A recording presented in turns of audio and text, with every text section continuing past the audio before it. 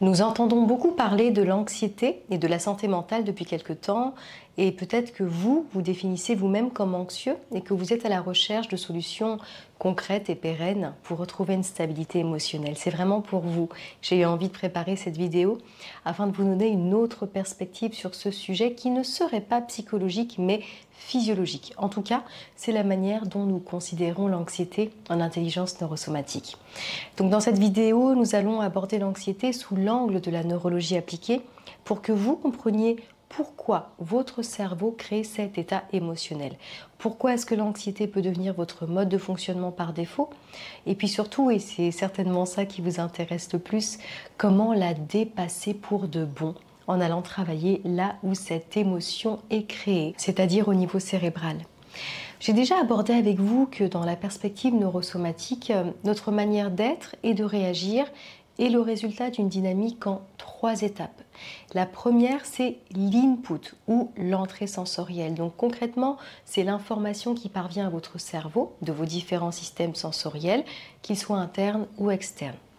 La seconde, c'est l'interprétation, donc la manière dont notre cerveau va interpréter l'information de l'entrée sensorielle.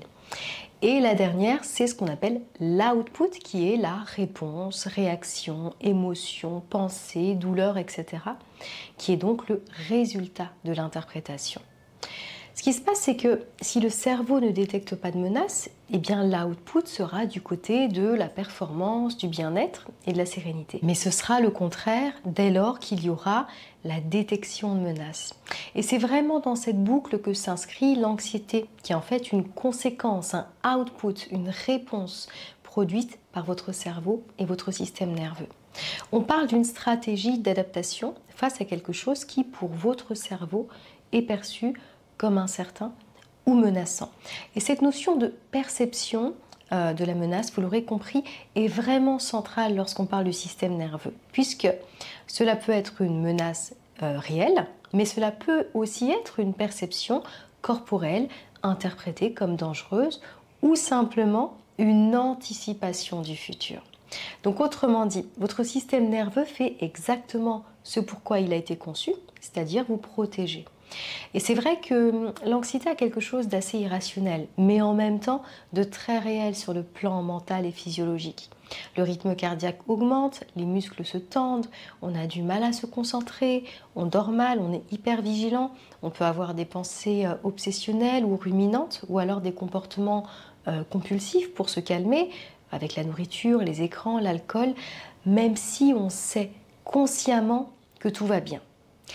Et le problème, c'est que si on ne casse pas la boucle en quelque sorte, eh bien cet output du système nerveux va devenir notre mode d'existence par défaut, parce que c'est comme ça que notre cerveau assure le mieux notre survie, en faisant toujours la même chose.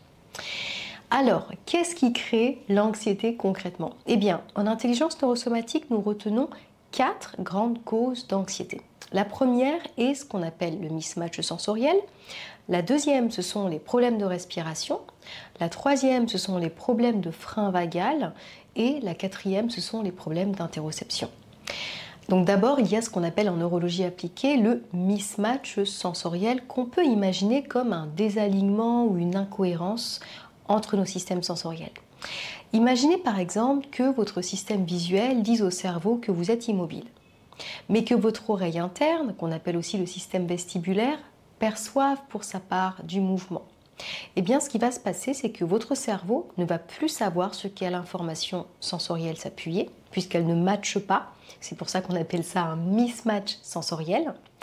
Et qu'il va déclencher une réponse de protection, puisque comme je vous l'ai déjà expliqué, du point de vue cérébral, ce qui est imprévisible est potentiellement dangereux.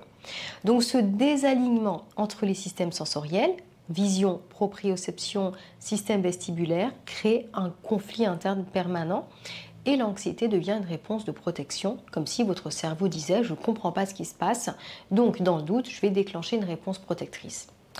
Pourquoi? Eh bien pour influencer notre manière de vivre. Si je suis anxieux, je vais forcément être plus en repli, je vais en général éviter de prendre des risques ou d'aller vers l'inconnu, donc quelque part je vais éviter d'aller rencontrer un danger et donc je vais rester en sécurité.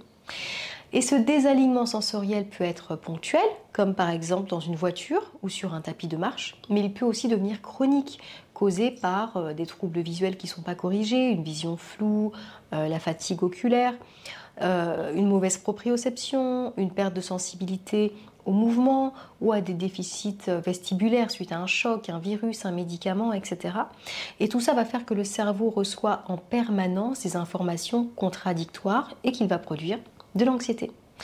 On comprend donc pourquoi, si l'anxiété est un output, un résultat, c'est pas tellement l'anxiété qu'il faut travailler, mais bel et bien ces systèmes sensoriels qui peuvent, dès lors qu'ils présentent un déficit, dont on n'a en plus toujours pas conscience, produire une mauvaise adaptation et donc des symptômes de protection dont on n'a pourtant pas besoin. Deuxième cause d'anxiété, la respiration et ce qu'on appelle l'hyperventilation chronique. Pour dire les choses simplement, c'est lorsqu'on respire trop vite, trop superficiellement, ce qui va entraîner une mauvaise oxygénation du cerveau, un déséquilibre entre l'O2 et le CO2, et donc un signal constant de menace envoyé au système nerveux. Et dans ce cas, eh bien, le cerveau est mal alimenté, et il perçoit ce déséquilibre comme une menace et renforce l'état d'alerte, ce qui va entretenir et aggraver l'anxiété. Je tiens ici à préciser que non, les exercices de breathwork intensif ne suffisent pas. Ce qu'il faut ici, c'est rééduquer en douceur le système respiratoire avec des pratiques progressives et régulières. La troisième cause d'anxiété est le nerf vague et le système de frein. Le nerf vague, c'est le 10e nerf crânien. Il est le nerf principal du système nerveux parasympathique, donc de la branche qui soutient la détente, la digestion, le ralentissement du rythme cardiaque, etc. Il permet en fait au système nerveux de freiner, de sortir de l'état d'alerte et de revenir au calme. C'est aussi le nerf vague d'ailleurs qui permet de ramener vers le cerveau les informations sensorielles des autres systèmes. Mais quand cette remontée d'informations ne peut pas se faire de manière correcte parce que peut-être que ce nerf est coincé par trop de stress, de stimuli, de tension, il n'arrive plus à activer la détente. C'est ce qui explique les réveils en pleine nuit, la tension permanente dans le ventre ou les états de panique sans déclencheur apparent. Le nerf vague ne parvient plus à freiner et on reste coincé en mode survie, incapable de vivre cette modulation qui est normalement signe d'un système nerveux en bonne santé. Et je vous ai parlé des problèmes d'interoception comme quatrième source d'anxiété. On en a déjà parlé. L'interoception, c'est la capacité à ressentir ce qui se passe en vous, comme la faim ou la satiété, le rythme cardiaque, l'envie d'aller aux toilettes ou même des sensations comme une tension dans le corps. Et quand cette fonction est altérée, vous pouvez ne pas reconnaître une émotion ou interpréter un simple ressenti corporel comme un danger vital. Et concrètement, eh bien, cela peut mener à des attaques de panique, à une sensation d'être hors de son corps, à une difficulté à se connecter à soi. Et cette déconnexion interne va alimenter l'anxiété. Parce que si je suis déconnectée de mon corps, donc si mon interoception est faible, eh bien mon cerveau ne va pas recevoir d'informations claires sur ce qui se passe pour moi. Et ça va naturellement faire monter le niveau de menace perçu. Donc on voit bien qu'on ne peut pas parler d'anxiété sans parler de la rééducation des systèmes sensoriels. Il est maintenant temps d'aborder l'aspect quand même plus émotionnel que certains appelleraient psychologique de l'anxiété, que moi je vais simplement appeler trauma. Notre système nerveux n'a pas été façonné dans le vide, ok? Il s'est formé dans un environnement. Si vous avez grandi dans un climat instable, critique, exigeant, eh bien votre cerveau a appris très tôt à anticiper le danger en repérant certains signaux qui pouvaient peut-être déclencher la colère, la violence, le déni émotionnel de vos parents. Ça s'appelle l'hypervigilance. Et ce qui se passe, c'est qu'à force de vivre dans un environnement instable, l'amygdale, qui est notre détecteur de menaces, je parle de l'amygdale du cerveau et non pas des amygdales, peut devenir hyperactive et étiqueter comme menace tout et n'importe quoi. C'est ainsi que vous surinterprétez malgré vous, par exemple les expressions du visage ou les regards des autres, ou que vous allez douter constamment de vos réactions, ou que vous développez un perfectionnisme épuisant, ou même que vous ressentez de la honte ou de l'autocritique dès qu'un inconfort social surgit, etc., etc. Parce qu'au début de cette vidéo, je vous ai dit que l'anxiété pouvait être une anticipation du futur, et en réalité, toutes nos émotions sont des anticipations de ce futur, puisque l'émotion que je ressens maintenant est avant tout une construction de mon cerveau qui est le fruit de ce qu'il prédit pour moi. Pourquoi est-ce que la manière dont une personne vous regarde peut vous rendre anxieux? Pourquoi est-ce qu'une réunion de travail à venir peut vous rendre anxieux? Pourquoi est-ce qu'une discussion à venir peut vous rendre anxieux? Eh bien parce qu'à chaque fois, votre cerveau anticipe ce qui peut se passer pour déterminer votre propre positionnement. Et si vous vous êtes construit dans cette hypervigilance, qui vient toujours avec une forme de contrôle, eh bien vous êtes d'autant plus sensible et réactif à ce que vous ne maîtrisez pas. Donc effectivement, la réunion, la discussion ou toute autre chose peut vous mettre dans un état d'anxiété dont vous ne vous sortez pas. Alors la grande question que vous vous posez, c'est certainement, mais que faire? Comment sortir de cette boucle et retrouver un espace intérieur sûr? La réponse n'est pas mentale, vous l'aurez compris, et c'est bien pour cela que certaines personnes ne se sortent jamais de l'anxiété, puisque même si une méditation ou une séance de relaxation peut vous calmer sur l'instant, quand on parle d'anxiété, on parle d'une dynamique neurologique bien installée qui ne peut se casser qu'en allant rééduquer vos systèmes sensoriels, en allant s'adresser à cette amygdale pour qu'elle fonctionne de nouveau normalement. Tout ceci dans le doute de clarifier les informations que votre cerveau reçoit pour qu'il interprète et prédise justement et non pas systématiquement dans le sens de la menace. J'ai accompagné plusieurs centaines de personnes sur ce chemin de guérison de l'anxiété avec mon programme Serenity, dans lequel je vous guide pendant 10 jours dans la découverte de certains outils d'intelligence neurosomatique pour que vous puissiez rééduquer votre système d'alerte et retrouver clarté et liberté d'action.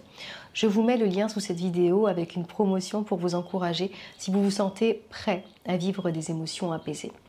N'hésitez pas à me dire en commentaire ce que cette vidéo a changé dans votre perception de l'anxiété. Je sais que la perspective neurosomatique fait du bien, parce que parfois on a tout essayé. Thérapie de parole, thérapie zen, etc. Et pourtant les mêmes émotions sont encore là. Donc ce n'est pas de votre faute, et dès lors que vous vous surprenez à dire « non mais c'est pas possible que j'en sois encore là, c'est pas rationnel », eh bien vous avez raison, ce n'est pas rationnel, c'est une dynamique cérébrale installée que vous pouvez aller réécrire par un entraînement concret, conscient de votre système nerveux, comme je le propose en intelligence neurosomatique.